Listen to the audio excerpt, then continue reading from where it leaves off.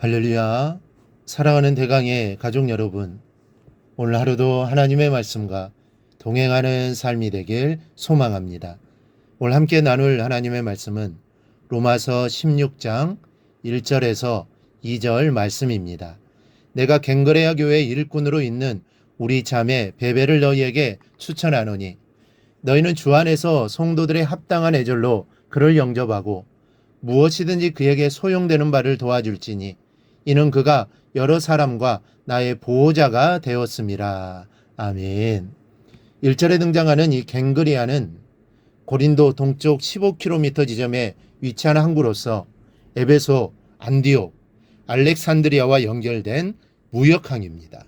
이곳에는 비너스, 이시스, 에스큐라피어스와 같은 이방신을 섬기는 신전이 있었는데 바울은 이곳에 교회를 세웠습니다. 본문에서 바울은 바로 이 갱그레아 교회의 일꾼 베베를 로마 교회에 청구하면서 합당한 애절로 영접하기를 당부하고 있습니다. 불과 2절이라는 짤막한 내용이라 베베에 대하여 자세히 알 수는 없지만 그 속에서 우리는 신앙의 도움을 얻어야 합니다. 바울은 베베를 교회의 일꾼이라고 불렀습니다. 이 말은 헬라어 디아코노스로 집사라는 뜻입니다. 그러나 교회에서 여집사 제도가 시행된 것은 2세기부터였기 때문에 베베를 여집사로 볼 수는 없지만 그의 버금가는 직분이 주어진 것으로 짐작할 수가 있습니다.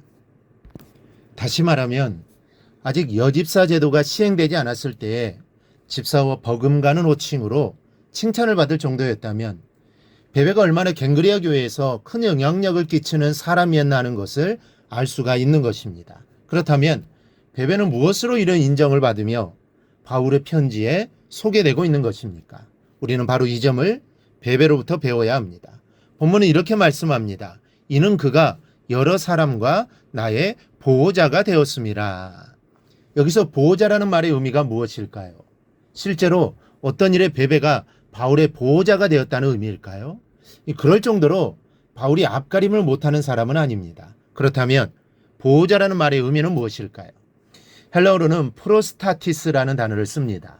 이 단어는 남자에게 쓰여질 때와 여자에게 쓰여질 때 그 의미가 조금 달라집니다. 주로 남자에게 쓰여졌는데 남성용으로 쓰일 때는 이 말은 어떤 공동체의 우두머리나 대변인을 의미합니다. 그러나 여성용으로 쓰여질 때는 어려울 때나 위급할 때 도와주는 후원자, 구원자, 조력자라는 의미를 가지고 있습니다.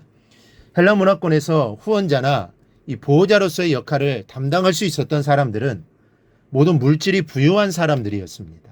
그러니까 베베가 바울의 보호자가 되었다는 말뜻은 경제적인 후원자가 되었다라는 의미인 것입니다. 이 사도 바울은 처음에는 천막을 지어 팔아서 전도 여행에 필요한 비용을 감당하는 자비랑 선교를 했습니다. 그런데 후반기에 들어서면서 이 사역의 규모가 점점 커지다 보니 자비랑만으로는 복음을 전할 수가 없게 되었습니다. 이런 바울의 재정적인 필요를 채워준 사람이 바로 베베였습니다. 우리도 말씀 증가하는 목회자들을 물질적으로 후원함으로써 하나님의 사역을 지원할 수가 있습니다. 이것은 사람을 후원하는 것이 아닙니다. 하나님의 사역을 후원하는 스폰서가 되는 것이죠. 예수님과 제자들이 복음 증거의 사역을 감당할 때 그 비용이 얼마나 들었을 것이라고 생각하십니까? 한번 계산을 해보십시다. 먼저 한 달 식대를 계산해 봅시다.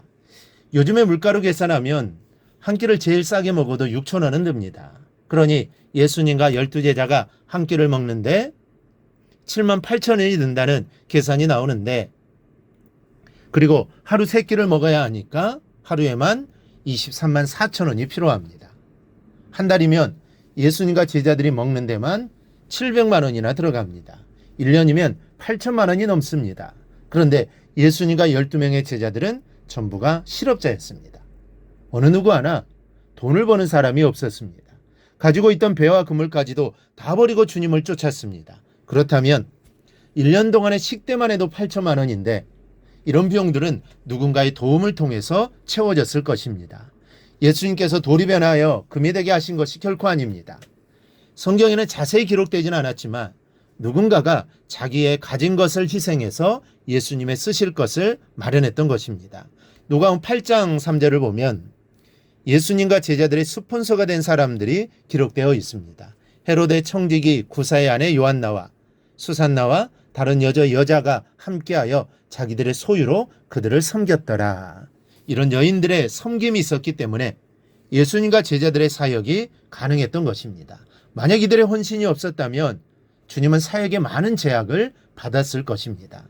사랑하는 여러분, 지금도 하나님께서는 우리의 물질로, 우리의 헌신으로 하나님의 사역의 스폰서가 되기를 기대하고 계십니다. 이 세상에 쓰러져 버릴 것들을 위한 스폰서가 되지 마십시오. 잠깐 내 이름이 내 도움을 받는 사람들의 입에 남아있을지는 모르지만 아주 잠시일 뿐인 것입니다.